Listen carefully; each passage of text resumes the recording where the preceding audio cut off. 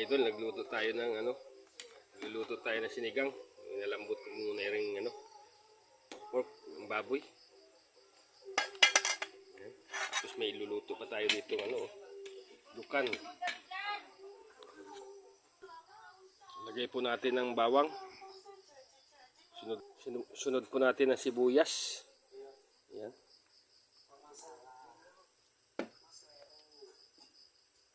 Lagyan po natin ng paminta, mga kalodi. Ayan. Drog. Ito po yung marami-raming paminta. Ilagay na po natin ang gulay, sitaw. Ayan.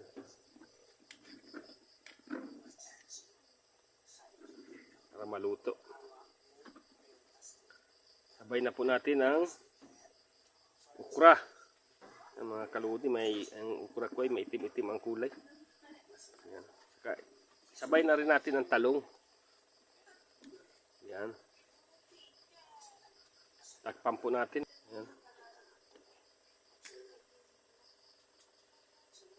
Hintayin po natin kumulo at maluto yung gulay. Mga kalods, buksan po natin, kulo na. Lagyan po natin ng asin. Ayan.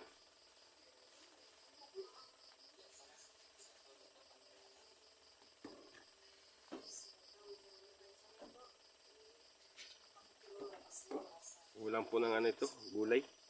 Sana ay mayroon pang tawag dyan ay labanos. Yan, lagyan po natin ng bitsi, pampalasa. Ajinomoto. Yan. Liit ng bukas ng bitsin. Kaya na po natin ng repolyo. Wala po tayo nabiling mga langkay na mga tinda sa bayan. Ito na lang po, repolyo. Yan. Iano po natin. Ihalo po natin. Kalodi. Wow, sarap po ito. Lagay po natin ng pang-asim. Yan. Sinigang sa sampalok.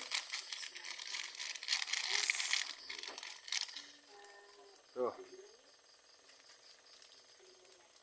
haluin po natin para siyapo lang lasa.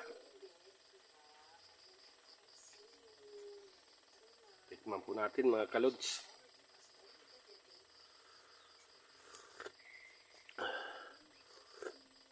Wow! Tama-tama po ang asim mga kalods. Ilagay na po natin ang siling haba panigang. Ilagay po natin ang siling haba panigang.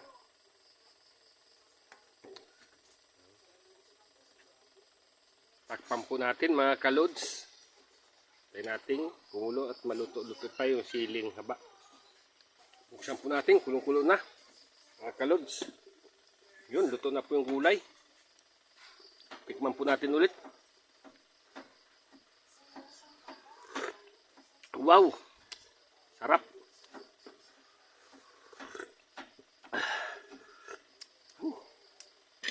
Thank you for watching mga kalods. Luto na po ang aming sinigang. Maraming salamat po sa inyong panonood. God bless.